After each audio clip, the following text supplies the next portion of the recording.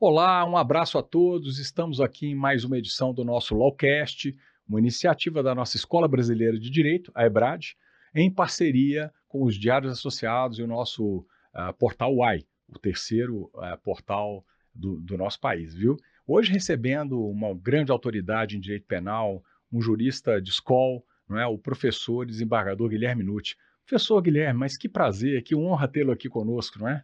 Olha, a honra é toda minha, é uma satisfação para poder gravar, conversar com todos os que estão aí nos assistindo. Eu acho fantástico essa possibilidade.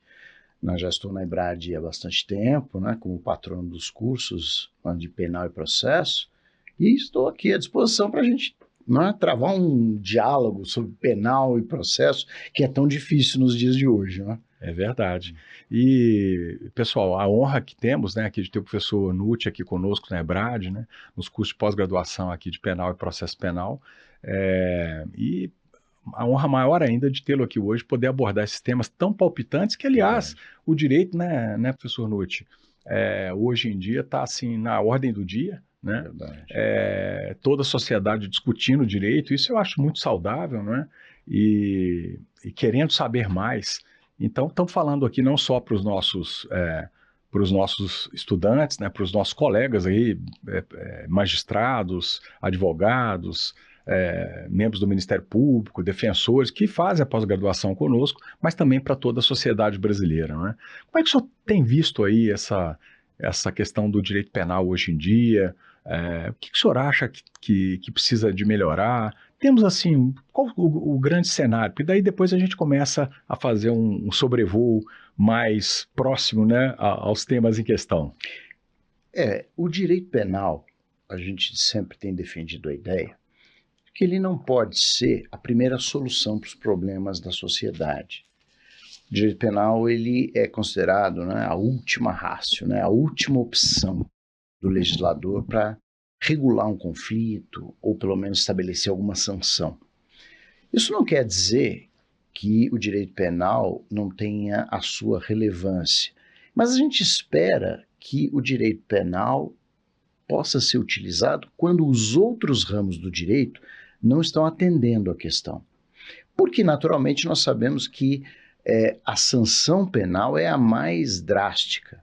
Ela envolve direito à liberdade, ela envolve direito à propriedade, ela vai privar o indivíduo até mesmo da sua intimidade se ele for preso, porque ele fica exposto, não é, a uma série de restrições. E constrangimentos, não é? E constrangimentos de toda a ordem. A gente também sabe, né, que o sistema carcerário brasileiro é muito superlotado, anda sempre em crise, parece que já nasceu em crise, não conseguimos resolver. Então o direito penal tem essa função de interferir quando realmente é necessário, é o que a gente defende, né?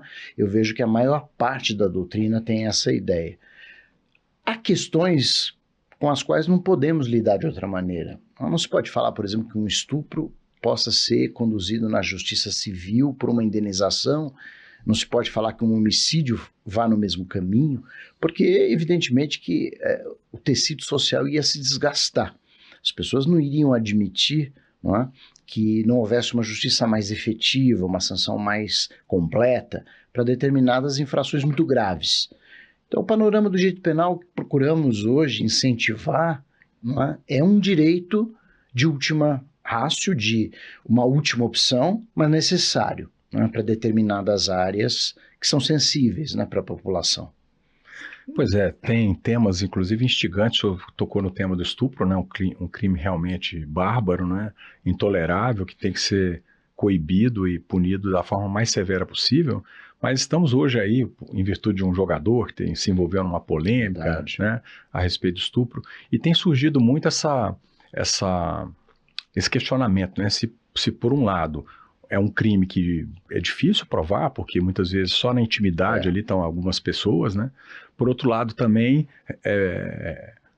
reza o brocardo do indúbio pro réu, não é? Verdade. Que a pessoa também não pode ser tida como criminosa ou como culpada sem que haja uma prova robusta, né? Que, inclusive, em razão da gravidade, né? E enfim, dessa dosimetria, dessa pena, né?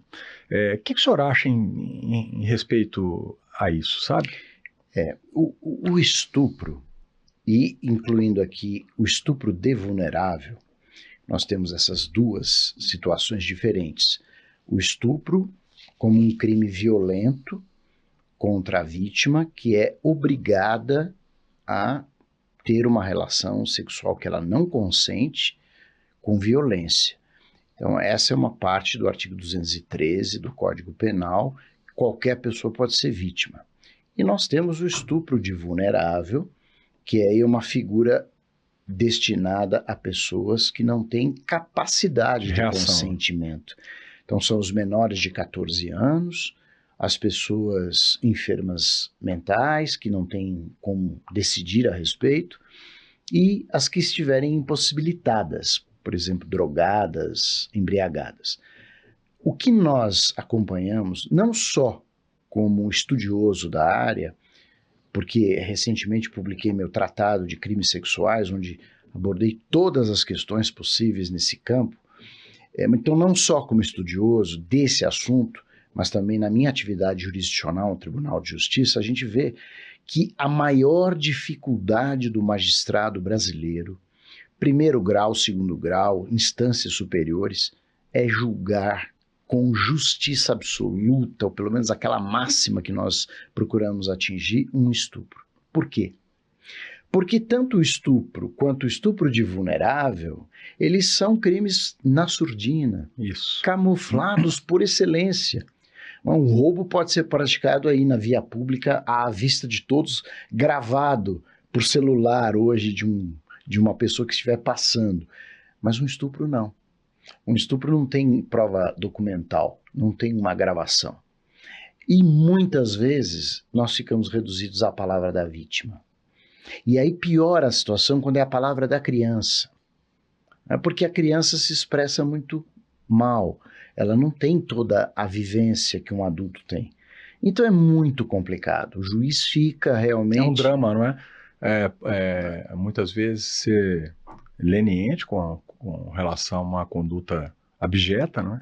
Mas, por outro lado, pode ser uma perseguição, né? A pessoa que ficou chateada com a outra e quer se vingar, e aí acaba aduzindo a posteriori até que essa situação foi delituosa, né? Sim. No caso, como eu dizia, da criança, existe hoje o depoimento especial, uma lei toda voltada para isso, não colhido com psicólogo, etc. Mas, mesmo assim, é difícil, não é? Para termos certeza que houve um estupro. Mas é preciso punir. Então, a palavra da vítima ganha muito relevo. A gente procura não só observar doutrinariamente, mas no dia a dia, que a vítima, ela precisaria, vamos dizer assim, ter alguma parcialidade já prévias discussões, brigas com o autor, para que a gente colocasse em dúvida. Mas muitas vezes, né, a vítima não é imparcial, ela é surpreendida pela atividade do estuprador de uma maneira que ela não espera. Então a gente tem que levar em consideração a palavra, tanto da criança, adolescente, quanto de uma pessoa adulta. Não é? É o jeito que nós temos, né, na nossa justiça dos homens, aqui dos seres humanos. Que é falível, né? Que é falível, né, de tentar fazer uma aplicação sensível da lei. Mas é difícil. Não é? Entretanto, é crime hediondo. Então nós precisamos ter um rigor para isso. Né? Um cuidado redobrado. Né? A sua observação foi muito útil, porque eu tive um caso que julguei quando estava em primeiro grau, de um noivado desfeito, e a ex-noiva não aceitou. E começou a perseguir o rapaz, e queria voltar, etc. Ele não aceitou, e ela simulou um estupro. Ela pediu uma última noite com ele para poder terminar a relação, uma despedida. E ele foi. Só que ele acabou numa armadilha, porque depois que ele saiu, ela simulou toda uma situação de briga. Armou uma cena para poder ela se lesionou. Argumentar. E aí foi a polícia, né? Uhum. Então, esse rapaz só conseguiu ser absolvido porque havia todo um passado de perseguição. né? Ela tinha várias ligações para ele, para os amigos, para os familiares. Então, conseguiu-se montar um quadro desacreditando aquela cena que ela havia montado. Mas isso não significa, não é, que não haja dificuldade, não é, para provar com certeza se é ou não uma armação. É verdade. Né? É uma situação muito delicada, né? Bom, há outras também Sim. igualmente, vamos dizer assim, igualmente sensíveis, né? Temos inclusive aquela questão do crime de racismo, né? E por equiparação aí o crime de injúria racial, né? Que o senhor tem um ponto de vista, e aqui a Constituição diz que é imprescritível, não é? Verdade. E que muita gente argumenta que essa pena é um pouco exagerada. O que o senhor acha a respeito, professor? Como eu disse, o direito penal tem que ser utilizado nessas áreas delicadas e sensíveis, como nós vimos aí há pouco, na sexualidade das pessoas, que é a dignidade sexual, e também a dignidade humana no sentido de igualdade de todos perante a lei. A ideia de combate ao racismo, que consta na nossa Constituição de 1988 como um crime imprescritível, inafiançável e necessariamente punido com pena de reclusão, é uma necessidade, porque nós precisamos de uma democracia racial, não só de um Estado democrático de direito intolerável, formal. né? Segregação, né? Perseguição étnica, né? Não temos como admitir uma mais sociedade moderna e que se diz democrática não pode aceitar isso. De jeito nenhum. E o que eu tenho sustentado já há bastante tempo, quando nós tivemos a modificação do Código Penal inserindo a injúria racial no artigo 140, que cuida da injúria em geral, né? Naquela ocasião, quando comentava esse delito, eu já dizia: injúria racial não é um crime contra a honra exclusivamente, é uma prática do racismo. Porque a injúria racial, ela é uma agressão, não é, a pessoas minoritárias na sociedade, pessoas inferiorizadas por racismo estrutural, por uma série de condições socioeconômicas, e quem utiliza a injúria contra essas pessoas está praticando o racismo, que é uma segregação, não é? Que é uma humilhação que afasta a pessoa. Então, eu sempre defendi que a prática do racismo nunca pôde ser considerada um mero crime contra a honra. Não é? É uma atitude racista. E eu sustentei isso muitos anos. Era uma voz minoritária. Até que em 2015, o Superior Tribunal de Justiça acolheu essa minha ideia, não é? Num caso famoso de 2 jornalistas que se ofenderam e tal, e considerou a injúria racial imprescritível porque prática do racismo. Essa questão em 2017 foi decidida no Supremo Tribunal Federal, mantendo a decisão do STJ, mas não foi o plenário, foi a primeira turma do STF. E recentemente, mais recentemente, o plenário ratificou essa ideia de que a injúria racial é prática racista.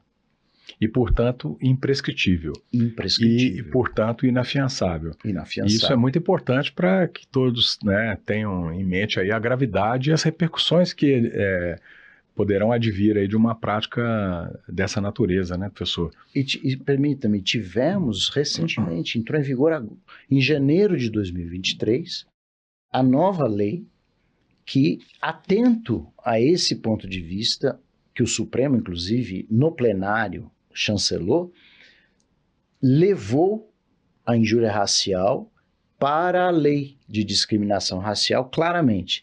Então, o que era uma discussão de... uma construção jurisprudencial e doutrinária agora convolada em norma legal. Numa ação pública agora incondicionada, porque antigamente dependia de representação da vítima. Exato. Por se tratar de crime contra a honra, né? Exato. Na interpretação pretérita. Exato. Mas e com relação que muita gente também sustenta, né, que muitas vezes até a pena aplicada é até superior ao homicídio, nos casos aí de homicídio culposo, de crimes de trânsito, não é? O que o senhor acha? A pena ela é proporcional ou ela é exagerada na visão desses críticos? Na verdade, se nós pensarmos bem, a pena é muito proporcional, porque ela não ultrapassa a pena de crimes graves como estupro, homicídio doloso, nada disso.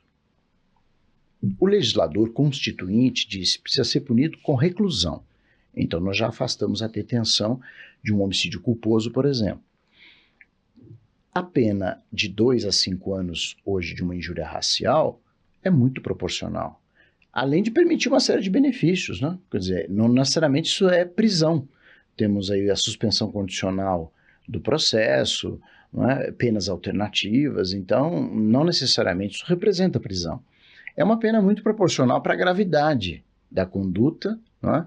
Que desiguala pessoas, provoca situações difíceis na sociedade. Então eu não vejo, em hipótese nenhuma, muito pelo contrário, não é uma punição excessiva. Acho que ela está bem dentro do quadro das punições razoáveis do direito penal brasileiro. É importante, né? É importante punir com severidade, né? Estamos falando aqui do futebol, né? Temos o caso do jogador da seleção que tem sido vítima, né? Reiterada de agressões de cunho racista, né? Também na Espanha, né? Então é incrível, né? Nos dias de hoje. Nos dias de hoje. Até enfrentarmos isso. Chegando até a fazer um boneco do rapaz, né? Exato. Enforcado. Coisas realmente muito, muito lamentáveis, lastimáveis, que ainda hoje tenhamos esse tipo de conduta, né? E agora, mas ainda avançando sobre as... Estamos tentando aqui, pessoal, tratar dessas questões que estão na ordem do dia, que estão mais polêmicas, né? E que toda a sociedade está discutindo, né? Lógico. Essa questão hoje dos chamados tipos penais abertos, não é? Ou aqueles que vão demandar uma interpretação muito subjetiva, né, do juiz, ou até mesmo do promotor enfim, da polícia nos seus enquadramentos, né? Temos a questão aí da fake news, a questão do discurso de ódio. O que o senhor tem achado a respeito disso? É a aplicação de um tipo penal aberto? Existem esses tipos penais? Ou, muitas vezes, isso é apenas uma tradução para a sociedade de algo mais tecnicamente tratado propriamente no processo? Aqui nós temos vários enfoques, né? A pergunta foi bem ampla. Eu queria até aproveitar como exemplo para essa ideia de o que é um tipo aberto. Um tipo aberto é aquele que tem um elemento dentro dele que não é meramente descritivo, veja, fácil de se entender. Então, para quem nos assiste, imaginem um tipo do homicídio, né? Matar alguém. É uma situação muito simples, qualquer leigo interpreta, né? Matar é eliminar a vida, alguém é o ser humano, matar, tirar a vida do ser humano. Apenas para esclarecer, tá? Me desculpe, pessoal, apenas para esclarecer aí os nossos telespectadores que às vezes não estão afeitos a questões mais técnicas, não é? O tipo penal é a descrição em palavras de uma conduta qualquer de um determinado agente que seja considerada criminosa. Exatamente. Então, o que o legislador busca, né? Tornar de uma forma abstrata aquela conduta considerada pela sociedade, através dos seus representantes legais, uma conduta inaceitável, criminosa, e que vai acarretar uma punição, uma sanção, seja ela de natureza restritiva da liberdade ou de seus bens. Então, só para poder fazer esse contexto aqui, e me desculpar aí com os nossos telespectadores que não são propriamente, enfim... do mundo do direito, não é? Mas desculpa, eu acabei de interromper. Excelente a sua observação, ela me ajudou bastante aqui para sustentar aqui a minha resposta. Né? Na verdade, esses tipos penais, que são as descrições de crimes, podem ser muito claras ou um pouco mais obscuras. Né? O direito é para todos, então qualquer pessoa pode ir na internet, numa livraria, comprar um código penal e ler. Exato. Aliás, a presunção do conhecimento da lei. Ninguém pode alegar o desconhecimento, né, para se excusar do cumprimento da norma. Né? Exato. Então, quando a gente fala no crime de homicídio, é muito fácil de qualquer leigo entender. É matar alguém, como eu estava dizendo, né? Eliminar a vida de uma pessoa. Agora, pensem. Uma injúria racial, ela já traz elementos mais complexos, né? Que é praticar uma injúria, né, em razão da raça. Agora, o que é raça? Então, é um elemento sensível de interpretação. que não é fácil. Então, o Supremo Tribunal Federal, essa ideia de um tipo aberto, né, teve que entrar nessa análise. E o fez em 2003 de uma maneira magistral, a meu ver, no famoso caso Elvanger, né, que havia uma discussão, né, de um crime praticado, né, no contexto do antissemitismo, de um indivíduo que negou o Holocausto e pregava, vamos dizer assim, um sustentáculo para o nazismo, e isso é muito ofensivo. Uma justificativa para aquela atrocidade, né? Sim, um absurdo. E aí o que aconteceu? No Supremo discutiu-se se uma ofensa aos judeus poderia ser uma ofensa racial. Porque um dos ministros, né, que era muito rigoroso na interpretação, disse, olha, judeu não é uma raça, é uma religião, adeptos do judaísmo, então não é injúria racial, ou pelo menos não é crime racial, né? E aí prevaleceu a ideia, numa interpretação evolutiva do termo raça, nós não temos mais raça hoje. A miscigenação acabou com essas... Não existe, né, porque... Os exames, purista, né? Os exames hoje de DNA mostram que as pessoas são 99,9% idênticas. É no finalzinho que as pessoas têm uma diferença. Por exemplo, cor de pele. Mas somos todos da raça humana. Não há mais diferença. Então, o que o Supremo disse é: racismo não pode ser mais interpretado como... uma questão genética. Isso, perfeitamente. Não é? Nem fenotípica, não? Nem, porque fulano tem uma cor de pele diferente, é uma raça diferente, não. Você pode falar preconceito de cor de pele, preconceito de cor, que está na lei, mas não de raça. O racismo é segregação. O racismo é uma imposição de uma dominância, não é, contra uma minoria, seja econômico-financeira, seja... Mas pode haver também um racismo reverso, né, da minoria contra a maioria, né? Essa é uma questão polêmica. Não é? Essa é uma questão polêmica porque, na verdade, não me parece razoável o racismo reverso. O racismo reverso, muitas vezes, ele é usado como desculpa, não é, para uma classe dominante continuar a exercer uma dominância. Mas, né? Veja bem, apenas tentando aqui fazer uma reflexão, sem querer polemizar, para o nosso debate. Existem naqueles países muçulmanos, né, etnias muitas vezes minoritárias que têm uma intolerância, às vezes uma agressividade enorme com relação a outra etnia. Sim, não verdade. É? Então, aqueles curdos, os xiitas, enfim, ali existe me parece, né, a gente pelo menos à distância, que há uma intolerância... há uma intolerância mútua, né? Muitas vezes. Né? Sim, em lugares onde... uma segregação, uma vontade de aniquilar o outro, né? Sim. Mas isso não seria um racismo reverso, isso seria um racismo mesmo, né, entre etnias. Mas que pode ser a minoria em relação à maioria. Né? Nessas situações mais definidas, onde etnias são claramente identificadas, a gente pode perceber isso. Mas no Brasil, aqui é tudo miscigenado, nós não temos, né, como falar em etnias. Né? A questão religiosa que também, vamos dizer assim, é um país bem ecumênico, né? Sim. Não tem sentido, pelo menos assim, no dia a dia, que haja um racismo em razão, né, dessa questão da religião, né? Foi o que, na verdade, acabou sendo abordado nessa decisão do Supremo, que considerou a possibilidade, e hoje nós temos na lei, no artigo 20 ali da Lei de Discriminação Racial, a possibilidade de haver racismo em face de religião. Uhum. Né? Então, enfim, esse conceito de raça foi dado uma interpretação mais aberta pelo Supremo, justamente para punir essa segregação. Daí, voltando naquela questão, né, dos tipos abertos, muitas vezes eles são necessários, porque o legislador não consegue descrever tudo na lei. Então, se não deixar que o judiciário interprete, o tipo penal fica com um alcance muito pequeno. Né? E retornando à ideia do discurso de ódio e das fake news, não temos ainda um tipo penal para nenhuma dessas duas situações específico. Né? Dividindo aí a questão, me parece muito justo que nos dias de hoje a gente conseguisse tipificar discursos ou, pelo menos, crimes de ódio, que são praticados, nós sabemos que são. São aqueles delitos que a intolerância não é, predomina.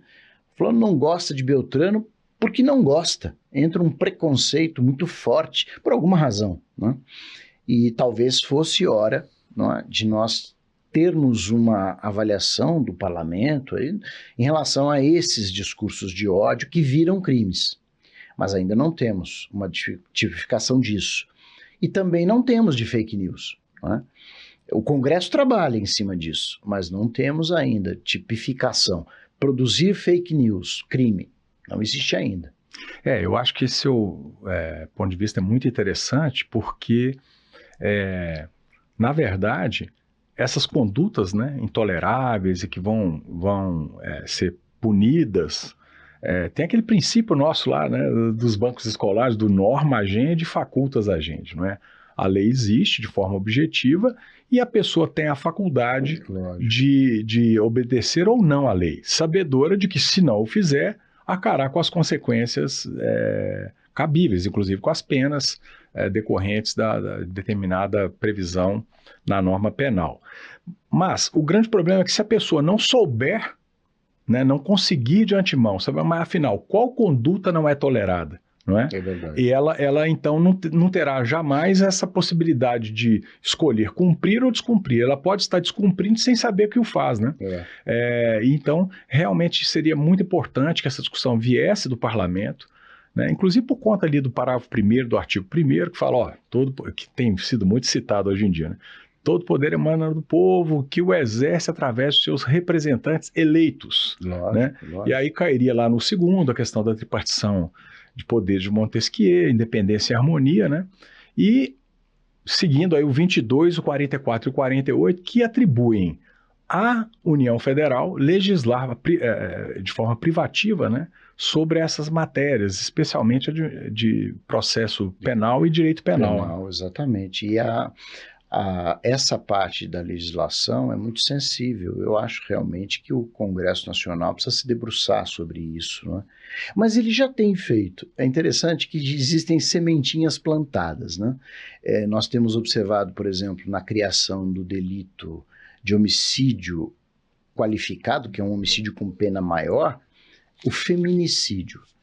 E o feminicídio é definido hoje como matar a mulher em razão da sua condição de sexo feminino ou em violência doméstica. Veja, é uma sementinha de ódio já plantada. Quer dizer, indivíduo com preconceito para achar a mulher inferiorizada. E é parecido nesse aspecto com racismo, não é? Sim. Que é em razão da condição de mulher, né?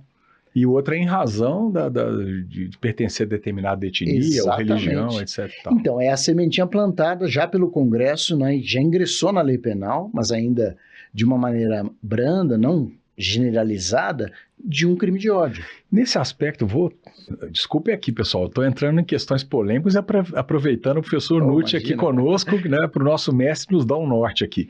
Há, inclusive, quem sustente essa questão da inconstitucionalidade do feminicídio, porque o artigo 5º caput diz lá que todos são iguais perante a lei, homens e mulheres, né, em direitos e obrigações, né?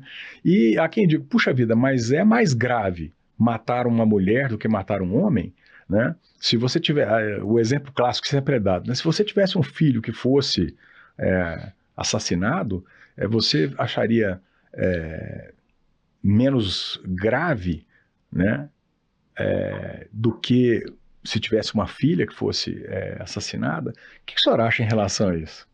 Essa é uma situação interessante, porque ela lida com conceitos... Eu tenho 2 filhas, viu, pessoal? Só deixando aqui bem claro. Não, ela lida com conceitos que a sociedade realmente gosta muito de discutir, a igualdade. Então, por que tem feminicídio? Se já tem homicídio, que é matar ser humano... Isso, matar alguém. Não é? Por que matar mulher é mais grave? O ponto, já começou a discussão muito antes dessa norma, quando veio a Lei Maria da Penha, em 2006, né? Da violência doméstica. E já se discutiu, mas por que uma lei toda voltada à proteção da mulher? Que poderia ser o cônjuge agredido, né? O marido, né? O esposo. Exato, e eu já tive caso de marido espancado pela mulher, mas não tem uma proteção especial, a proteção genérica. A pessoa tem um caso que meu pai teve que advogar, inclusive pro bono, do filho de um caseiro nosso, né? Que a esposa brigou com ele lá e tal, e ele dormiu durante a madrugada, ela tacou álcool e fogo. O rapaz morreu queimado de uma forma bem cruel. Então aí alguém pode dizer, puxa vida, mas se tivesse sido o inverso, né? Mas aí nós temos que pensar o seguinte, o direito, de uma maneira geral, precisa proteger os vulneráveis. Nós temos que ter essa ideia, porque isonomia não é igualdade plena, isonomia é tratar desigualmente os desiguais. Esse é o princípio maior, porque se o direito não der atenção para isso, os vulneráveis serão completamente dizimados pelos que são dominantes. Então, a Lei Maria da Penha mostra que o nível de agressão contra as mulheres no Brasil, em violência doméstica ou familiar, é um negócio assombroso. E muitas vezes em razão da força física, não é? Que naturalmente, biologicamente, o homem possui uma capacidade músculo-esquelética maior, e às vezes ele utiliza mas não só, nós temos que pensar que a sociedade é patriarcal, machista. Então, no Brasil, o homem domina a mulher dentro de casa ainda, na sua maioria. Não podemos pensar na sociedade mais elitista, não, nós temos que olhar o Brasil como um todo. Claro. A mulher e aí não é só uma questão do Brasil, mundo afora, ela é vítima de violência do homem, e isso está mais do que provado, é uma epidemia, segundo a ONU, a violência contra a mulher, e por isso as leis precisam tutelar de maneira diversa. Não é uma questão de desigualdade, é uma questão de igualar os desiguais. Exato. É muito interessante, né?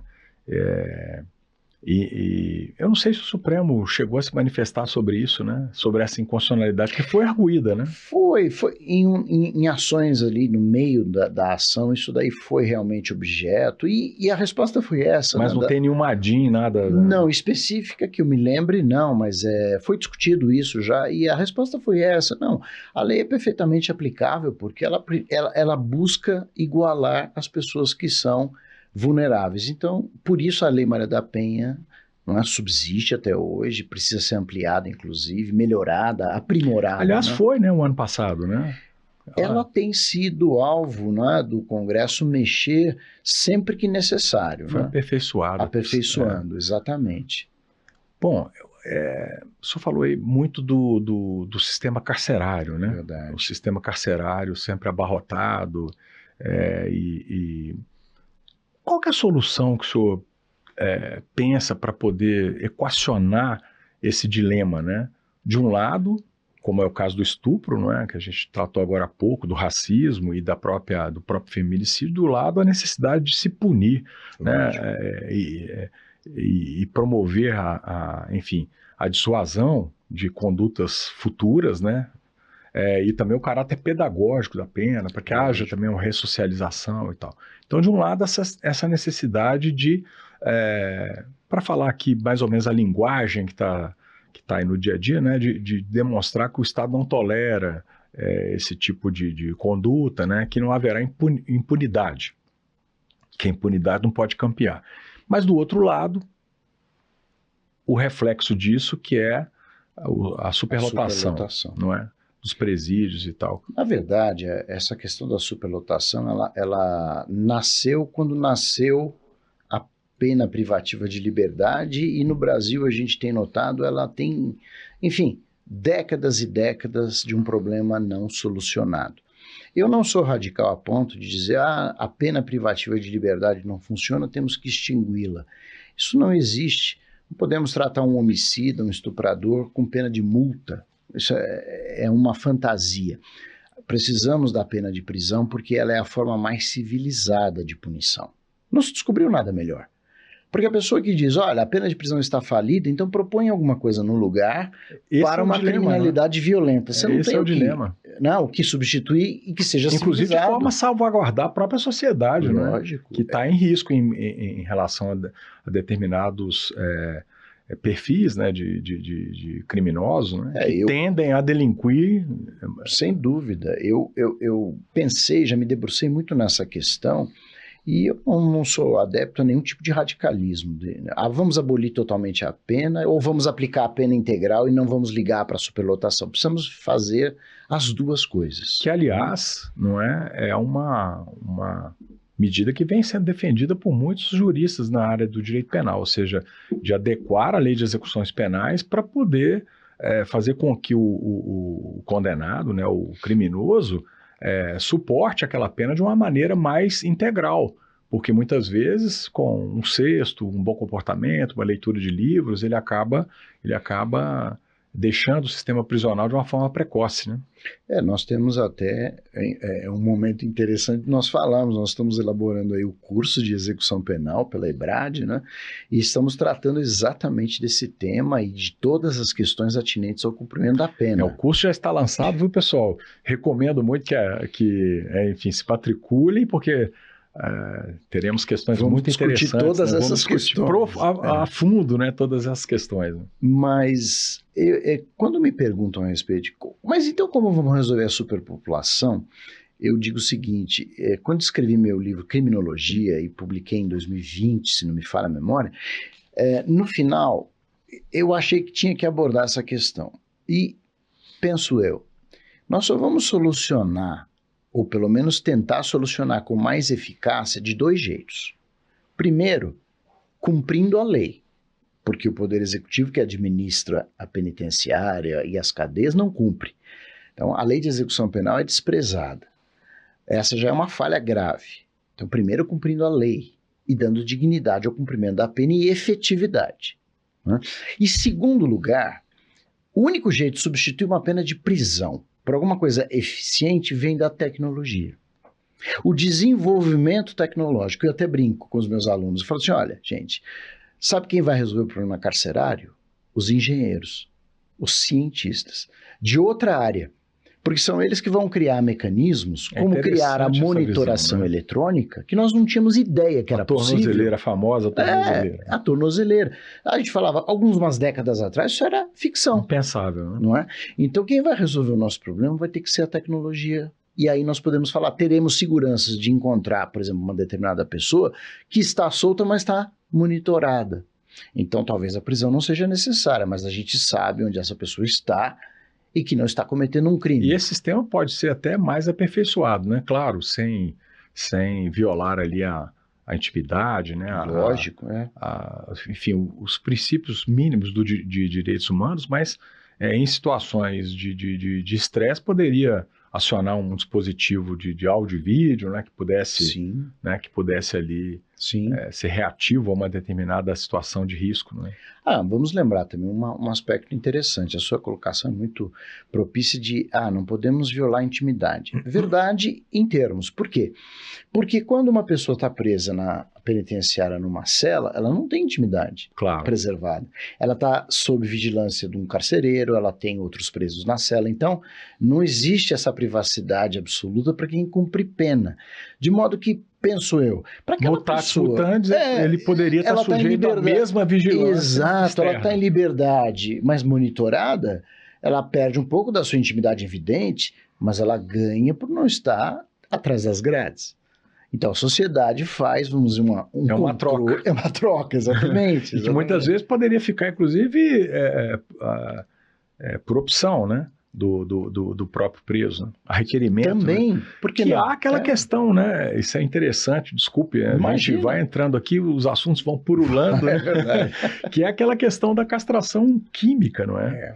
Que muitas falam, não seria uma intromissão na integridade física da pessoa, seria uma opção da pessoa para, né, substituir a penalidade. O senhor é a favor? Olha, eu não meditei o suficiente a respeito disso. Nós poderíamos dizer, em princípio, que é uma violação à dignidade da pessoa humana, porque seria um castigo corporal. Mas eu tenho uma situação... Mas se não fosse o castigo, fosse a opção, né? Então, eu tenho uma situação concreta, de experiência, que me fez refletir, mas ainda não cheguei a uma conclusão. O fato é, num congresso de médicos, certa vez, eu fui convidado para falar sobre aspectos jurídicos de temas médicos, como um aborto, infanticídio, estado puerperal, essas questões que envolvem médicos. E um médico colocou uma questão no congresso muito interessante, dizendo assim: eu fui procurado por um paciente que me pediu a castração química porque ele já foi condenado por pedofilia, ele tem compulsão, ele sabe que não consegue se segurar nesse campo, ele tem um irmão muito querido com quem ele convive e tal, esse irmão casou-se, tem um filhinho. E ele quer continuar convivendo com o irmão e com a sua família, mas ele teme fazer mal ao sobrinho. Puxa, que dilema. E ele foi ao consultório do médico pedir a castração química. E o médico ficou no drama, se pode fazer ou não. Exato. O médico falou, e agora? O que eu faço? Eu faço o que ele quer para que ele tenha uma vida familiar mais tranquila e saudável, ou eu digo que eu não posso e ele ficará privado de conviver com o irmão ou conviverá com o irmão sob o risco de acabar transformando o sobrinho numa vítima? É uma questão que... É um drama, né? Sinceramente, eu fiquei pensando e não tenho uma ideia se a própria pessoa falar, eu prefiro a castração química, por exemplo, do que uma pena de prisão. Não sei dizer exatamente. É uma reflexão que fica, né? E que é importante, que é parecida com essa da opção, né? Muitas vezes, de estar em liberdade vigiada, né? Ao invés de estar ali... encarcerado, não é? Exatamente. Também sem essa mesma privacidade, né? Exatamente. As soluções, elas passam, acho, por uma discussão também com a sociedade, né? Eu acho que muitas vezes a lei ela é modificada, não é? Sem uma prévia discussão. E aí eu entendo que muitos de nós, os brasileiros leigos em direito, especialmente penal, digam, mas o Estado é muito leniente, não é? Prevalece a impunidade. E muitos têm razão. Agora, por que isso acontece? Porque muitas vezes as modificações legislativas não são previamente debatidas em sociedade. Nos vários ambientes, né? E para que os representantes nos representem, né? É verdade. Esse debate deveria realmente ser mais intensificado para que eles possam externar, né? Ser fiéis interlocutores, né? Enfim, verbalizadores da vontade dos seus representados. Eu acredito que sim. Aliás, me surge uma ideia de uma questão extremamente delicada também, que é o problema das drogas. Nós temos hoje uma superlotação, dizem algumas estatísticas, que pelo menos metade do sistema carcerário é de traficante. Puxa vida. É uma coisa muito grande, né? É um número extenso. Agora, por quê? Uma das situações é que nós temos um defeito na lei de drogas de 2006, que tão logo a lei saiu, eu escrevi a respeito, isso vai dar problema, porque o legislador fez o seguinte, ele disse, trazer consigo cocaína, maconha, tráfico. Trazer consigo para consumo pessoal, maconha, cocaína e outros, consumo pessoal, não tem pena de prisão. O chamado usuário. Né? Usuário de droga. Vejam, traficante, comércio de droga, uma pena mínima de 5 anos de reclusão. Usuário, não tem pena de reclusão, é uma advertência, é uma prestação de serviço à comunidade. Mas qual é o defeito? O defeito é, residualmente, quem não é consumidor é traficante. Devia ser o contrário. Porque hoje, se alguém é preso com 10 gramas de cocaína, ele tem que provar que aquela droga nesse caso, uma presunção pessoal. De culpa, não é? Exato, eu vejo uma inversão do ônus probatório. Não poderia acontecer. Quer dizer, aquele indivíduo tem que dizer, eu vou provar que essas 10 gramas é para o meu consumo, porque tá na lei, diz, para consumo, então você tem que demonstrar. E se você não demonstra, então você é traficante. Agora, tem aquele drama, não é? Que os esquemas mafiosos, criminosos, acabam por utilizar esses pequenos traficantes, né, que eles chamam, Verdade. acho que é aviãozinho, né? Aviãozinho, Mula e é. tal. Então eles vão disseminando aquelas pequenas quantidades para que um batalhão ali de pobres coitados façam esse comércio, não é? Ali a boca pequena e tal. Então tem ali uma central de distribuição, vamos dizer assim, né? A boca de fumo, que é chamada e tal. E muitas vezes eles utilizam essas pessoas, não é? Para poder fazer a venda. E eu imagino que seja esse, né? Talvez o drama do legislador, né? Mas também, Sim. por outro lado, onde é que fica o indúbio pro réu? Não é complicado, né? Eu acho que nós teríamos que atacar 2 pontos. O primeiro ponto seria o seguinte: inverter esse ônus da prova. Trazer consigo cocaína para comércio ou distribuição seria o tráfico. Trazer consigo para consumo, pode até manter para consumo, mas de qualquer maneira são finalidades diversas e ambas têm que ser provadas. Parte 1. Parte 2, já está na hora de tirarmos os requisitos subjetivos. O juiz decide se o indivíduo é traficante ou usuário de uma maneira muito Que aí voltamos livre. àquela discussão do tipo aberto. Exato. Tem que ter uma qualificação um pouquinho mais objetiva. Ah, mas nunca vai ser perfeita. Nunca vai ser perfeita. Somos imperfeitos. Mas o quão mais objetivo for, melhor, porque ele tudo bem, pode ser que escape alguma situação, Sem mas dúvida. elimina enfim, aquela aleatoriedade, não é? A cada juiz ter em sua cabeça um critério diferente, né? O tratamento muitas vezes desigual e que lá na frente, por se tratar de matéria probatória, sequer vai subir aos tribunais superiores para que haja uma uniformização. Concordo. Né? Uma das soluções que muita gente diz, aliás, o exemplo dado agora há pouco, se a gente fixar uma quantia mínima para ser tráfico ou para ser consumo, então trazer 10 gramas é presunção de consumo, mais de 10 é presunção de tráfico. Aí o traficante vai dividir. Vai repartir aqueles pacotinhos, né, para poder passar para o consumidor. Para né? passar no critério da quantidade. Exato. Mas aí, veja, primeiro, a gente nunca vai ter o critério perfeito. Segundo, esse já é um critério objetivo um pouco mais seguro. E que na prática os juízes, os magistrados, os delegados acabam utilizando, não é? Quando a quantidade é ínfima, acabam... Isso também, de certa forma, ajuda. Mas aí, esse critério viria associado a mais outros, não é? Como o lugar onde foi apreendido, o tipo de acondicionamento da droga, enfim, todo o resto que hoje é subjetivo seria associado a um elemento quantitativo da droga, quantidade de droga. Mas tem um problema que a gente ouve e não pode negar, eu trabalho com isso todos os dias. Se nós prendemos uma pessoa num bairro de elite, numa escola, não é? E ele está com uma quantidade mínima de droga, mas ele tem dinheiro, ele é um rapaz que não precisa traficar, então ele é consumidor. Mas a gente prende cidadão pobre, não é? Numa comunidade, numa favela, numa periferia, aí diz lá o julgador, mas esse daqui não tem condições de estar comprando droga. Então, logo, se ele tem... Alguém ele forneceu. É traficante. Então, isso daí também é um desnível que não pode acontecer no Brasil. Que é uma dose de preconceito aí nessa construção. Né? Muito forte. Não é? E a gente vê isso todo dia. Não é? Isso não poderia mais acontecer. Não é? Precisamos de alguns acertos nessa lei. E o vício e a dependência, muitas vezes química, não é?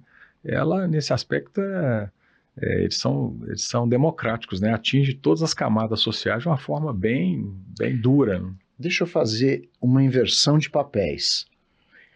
Olha um problema bombástico. Cracolândia, em São Paulo. Eu queria tratar disso. Exatamente. Qual é a sua opinião?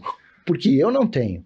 Como nós vamos solucionar aquele exército de zumbis humanos que estão ali? E muitas vezes o crime acontecendo à luz do dia, não é? Com as câmeras de segurança pública captando as imagens, né? Com as pessoas se drogando ali nos passeios, não é? Qual seria a solução? É uma questão muito difícil, né? Porque vem aquela questão da internação ser compulsória. Por outro lado, alguém pode vir e dizer, não, mas a pessoa está num estado psicológico e mental que ela não é capaz de discernir. Exato, exato. Então, se alguém não discernir por ela, ela vai morrer, né? Então, seria uma opção de socorro eu estar deixando né, de levar aquela pessoa para um centro de tratamento, para uma, enfim, para um abrigo onde ele tivesse uma acolhida e uma oferta de tratamento. Eu, sinceramente, eu acho que se ficar demonstrado, né, e talvez por um laudo, algum médico acompanhando, ou algum psicólogo ou psiquiatra, eu não sou especialista no tema para dizer quem é o profissional que poderia atestar que aquela pessoa, naquele momento. Porque aí vamos para o conceito do direito civil, né? Da capacidade, né? É verdade. Será que ele tem, que às vezes a incapacidade transitória, né? Será que ele tem, naquele momento, o discernimento necessário para dizer, olha, eu estou precisando de ajuda, eu preciso de me internar, eu preciso, né, sair desse local aqui para não morrer, né, e não levar comigo outros colegas que aqui estão. Então, eu acho que, havendo um trabalho eventualmente multidisciplinar, eu acho que deveríamos acolher essa internação compulsória. Não é? Eu também me preocupo demais com essa situação, porque é um drama humano, em primeiro lugar, né? E muitas vezes as pessoas estão ali, não escolheram estar ali por livre vontade, às vezes é uma situação de rua que leva a isso, né? Agora, acho que o direito penal não resolve essa questão. E muitas vezes não é de rua, não é? Tem pessoas abastadas ali, porque o vício e a dependência tomam aquela pessoa de uma tal maneira que, ainda que ele tenha condições, ele continua e permanece lá. Eu não sei exatamente o perfil de todas aquelas pessoas, mas a gente vê que existem, estão lá para olhos vistos, né, serem encontradas. Eu acredito que o direito penal não vai resolver. Nós vamos necessariamente contar com a boa vontade de outras áreas, né? Tanto da medicina, psicologia, antropologia, sociologia, enfim. Psiquiatria, né? Precisamos de um apoio multidisciplinar, né, como você disse, para nós tentarmos solucionar esse problema, né? Porque qualquer medida drástica não resolve. É um drama social incrível, não é? E a pessoa fica ali à mercê realmente do tráfico de droga, porque ele não tem que sequer ir atrás do cliente, né? Ele manter o cliente cativo ali ao seu redor, não é? Verdade. É coisa impressionante. Sem contar que existem também aqueles indivíduos que são viciados e praticam tráfico para sustentar o vício. Exatamente. Ele vende para outro viciado. Quer dizer, é uma coisa impressionante. É um moto contínuo, né? É um círculo vicioso, literalmente, né? Não cessa, não é? É permanente, uma coisa que, veja, tirar o indivíduo como traficante, prender, ele vai voltar exatamente para o mesmo lugar. Aquela dependência, segundo dizem, né? Eu nunca provei esse tipo de droga, obviamente, né? Mas, segundo dizem, aquilo é incontrolável. A pessoa não... Um impulso é de tal ordem, como são as justificativas aí de muitos pedófilos, etc. O impulso é de tal ordem que ele não se controla, não é? Então, supostamente há um fundo patológico, né, na delinquência, né? Essa parte, sem dúvida, existe, né? O vício... Aliás, quando a pessoa é viciada, ela já passa por uma esfera de inimputabilidade, ela já nem mais pode ser submetida à prisão. Se for atestado realmente o vício, aí ela tem que submeter uma medida de segurança, que seria até uma internação, por exemplo. Uma internação compulsória. Exato. Bom, eu acho que aí a gente começa, inclusive, a buscar um caminho jurídico para a coisa, não é? Porque se há possibilidade, não é, da prisão preventiva e provisória, de uma certa forma, é uma antecipação daquela sanção que virá, mutatis mutandis, se há possibilidade de, ao final e ao cabo, a pessoa ser internada compulsoriamente como forma, né, da consequência penal daquele que não tem condição de discernir por conta do vício, da patologia, será que não poderia haver, então, mutatis mutandis, uma antecipação dessa, na esteira do que se faz com a prisão, não é? Uma antecipação dessa medida? Hoje a gente tem, depois de 2011, né, houve uma modificação no Código de Processo Penal, e nós temos, dentre as medidas cautelares alternativas ali do artigo 319, a internação provisória, que é voltada a pessoas inimputáveis que não podem aguardar em prisão comum o julgamento. Então já tem uma medida. Mas o grande problema é que precisamos de um atestado médico, um laudo dizendo é viciado realmente. Isso não é, primeiro, não é fácil para o médico atestar esse vício, ou é, às vezes, um hábito. Não é? Há quem use a droga, não é? Mas não é ainda viciado. Não é o dependente. Exato, químico, dependente não é? químico. Ele é um drogado recreativo. É praticamente isso. Então, muitos deles que também estão na Cracolândia não tem ainda não há laudo pericial, por exemplo, dizendo é dependente. Então, químico. assim, estou tentando construir aqui a partir lógico, ideia, da sua né? provocação, uma né? Ideia. Será que não se poderia, então, criar essa equipe multidisciplinar, né, bem aparelhada, com laboratórios, com consultas ali? Claro que em um curto período seria mais complicado, não é? Mas teríamos que construir um aparato, não é? Um aparato multidisciplinar que viesse a dar subsídio ao juiz, à autoridade policial, ao promotor, para requerer, e ao familiar, que muitas vezes está desesperado, né? Ele não tem como ajudar o filho, o parente querido, o ente querido, né? E está vendo que ali ele vai acabar perecendo, né? Verdade. E fica aflito. Às vezes ele pede à autoridade policial que faça a prisão. Uma providência. Né? É incrível isso, né? Que não tem como, né, resolver rapidamente. Existe um outro ponto também que a gente precisa sempre meditar, problema social por trás disso daí é muito grande, né? Então, resolver também com internação compulsória não resolve muitas vezes, porque o que eu tenho ouvido de alguns médicos é que quando a pessoa, mesmo internada compulsoriamente, não quer abrir mão do vício, não há quem consiga. Não há. Ela sai, ela passa pela internação, sai e volta. Então, veja, o problema é tão delicado que a gente não tem nem condições de garantir que uma internação compulsória resolve. Seria uma chance, né, que a pessoa teria de se recuperar, né? Mas nunca garantia, né? Porque não tem garantia. A depender da é aquela história, né, que você pode levar o animal até a beira do rio para tomar água, né? Mas você jamais conseguirá forçá-lo a beber a água. Então, na verdade, outra questão que talvez seja uma ideia é um serviço de inteligência da polícia mais efetivo para coibir o tráfico de uma maneira mais específica para o grande traficante. Talvez aí diminua o fluxo de drogas em todo o Brasil e ali na Cracolândia. Fazer isso como? Como é que a gente alcançaria? Também através da inteligência, né? Eu acho que... Sem dúvida, né? O que a gente observa é muitas prisões, não é, de pequenos traficantes e poucas prisões de grandes traficantes, que existem. Estão aí na sociedade brasileira. Claro, alguém financia tudo isso e alguém fica com esse lucro, que não é lá o coitado que mora nas comunidades, nas favelas, né? Esse é apenas um instrumento ali, um instrumento na mão dos poderosos, né? E bilhões de reais estão envolvidos, né? Então é um dinheiro enorme financiando o tráfico. Né? Isso tudo que o senhor falou puxa um outro assunto, que aí a gente já pode, caminhando aqui para a parte final, abordar, que é a questão do crime organizado, né? É verdade. Como é que o senhor tem visto essa questão do combate ao crime organizado? O nosso aparato normativo, ele é suficiente? Ele tem dado respostas a essas preocupações que são, inclusive, multinacionais? Isso não é um privilégio do Brasil, não é? Não, o crime organizado nas mais diversas áreas, né?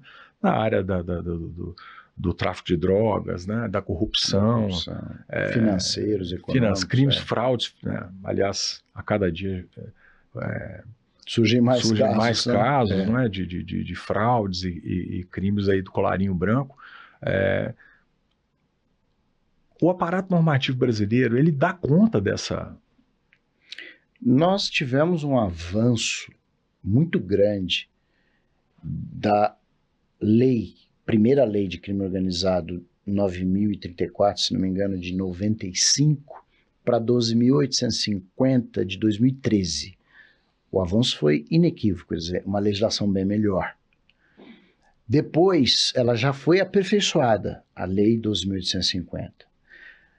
Então, eu acredito que o aparato jurídico não é um ruim. aparato deficiente, não. Ele é avançado. Mas o que falta? Eu acho que é a estrutura. Por exemplo, ali na lei nova, essa última lei, fala em infiltração de agentes, não é? Que foi um pouquinho importado aí do modelo americano, né? Exato. E uma série de outras coisas, como um flagrante postergado para pegar o chefe, ao invés de prender o pequeno, não é? Esperar para prender o grande. Tem uma série de avanços. Mas eu fico pensando, mas onde estão as equipes que produzem efetiva investigação? Não é? Onde estão os agentes infiltrados nos grandes grupos criminosos? Existem, só se for secreto, não é? Porque não é do conhecimento público, que quadrilhas de drogas foram dispersadas, desbaratadas com base nesse tipo de infiltração. A gente vê em filme, não é? Exato. Só precisamos ver na prática, porque... Então eu acho que não está muito na lei, está mais na estrutura. Ou seja, a lei já prevê. Agora, tem muita gente que sustenta que isso aí seria inconstitucional. O senhor acha que é inconstitucional? Eu não acredito, sinceramente. Eu acho...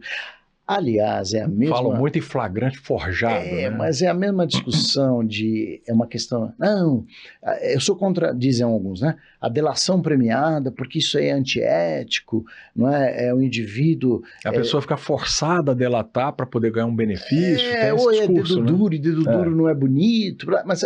Nós estamos dentro de um crime organizado. Então, é uma estratégia, mundo jurídica, afora não se é? usa.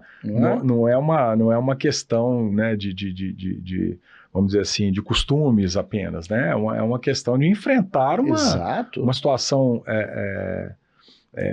delituosa que gera um impacto enorme na sociedade. Estruturada, né? É forte, a organização e que criminosa, se não for com inteligência e com estratégia, você não consegue enfrentar. Né? Não vence. É uma empresa do crime, toda estruturada. Né? E aí, como que você quebra a espinha dorsal disso? Muitas vezes tem que ter o delator. É o que o mundo inteiro experimenta. Não é só o Brasil, é ao contrário. Não é? Várias instituições, mundo afora, tem que usar a delação premiada para quebrar a espinha ali do crime organizado, que é fechado. Né? Então eu acho que falar mas é antiético a delação. Bom, mas não dá para falar em ética no conceito de crime. Nós estamos usando um artifício para quebrar a estrutura criminosa, né? Lógico que há exageros, sem dúvida. Claro, em ninguém todas é a favor as deles. áreas, né? Então há delações falsas, há uma série de coisas que precisa ser coibido. Mas a legislação prevê até punição para delator falso.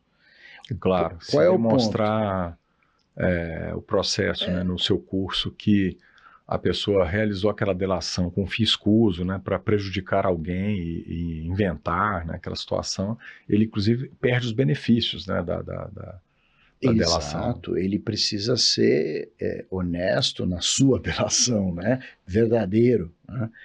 Isso tudo ajuda, né? Mas a estrutura de inteligência dos órgãos policiais e a estrutura de infiltração, de análise, de provas é muito importante. E também aquela questão, né? Porque isso estava muito em voga, né? Durante a Operação Lava Jato, que eram as forças-tarefas, né? Que tinham ali equipes multidisciplinares, né? Mas, ao mesmo tempo, isso aí também acabou ficando, de certa forma, estigmatizado, né? Infelizmente, acabou acontecendo, não é? E precisamos retomar. Se não deu certo, ou deu... Corrigir os rumos, tempo, né? Não fazer terra arrasada. Não, né? Evidente que não. Se houve erro, não houve erro, mas, enfim, se aquela atividade cessou, que criemos outra.